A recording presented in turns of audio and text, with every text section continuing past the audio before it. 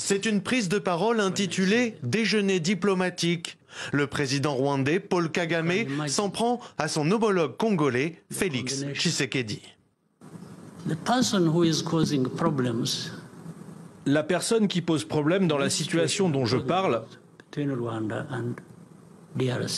entre le Rwanda et la RDC n'a jamais, et par 2 fois, été élu.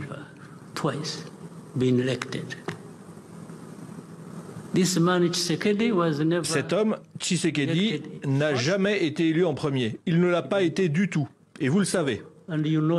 Depuis leur rendez-vous manqué de Luanda il y a 1 mois à peine, pour trouver un accord et rétablir la paix dans l'est de la RDC, le ton monte entre les 2 dirigeants. Et du côté de Kinshasa, cette mise en cause par Paul Kagame de la légitimité du président congolais est sévèrement jugée. De la même manière, il s'autoproclame président de la République du Rwanda avec 99,99%.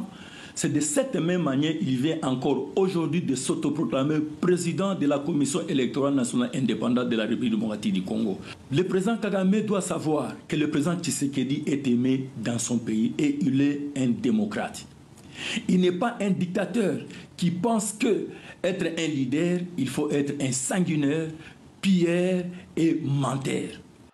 L'escalade verbale entre les 2 présidents n'est pas nouvelle. En décembre 2023, par exemple, Félix Tshisekedi, alors en campagne, avait comparé Paul Kagame à Hitler.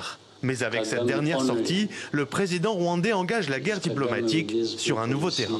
Ce qui est étonnant, il faut dire, de la part de Paul Kagame, étant donné que les élections au Rwanda sont en général critiquées pour ne pas être libres, transparentes et pour être finalement des élections de façade, c'est assez étonnant de le voir porter des accusations plutôt sur ce côté-là.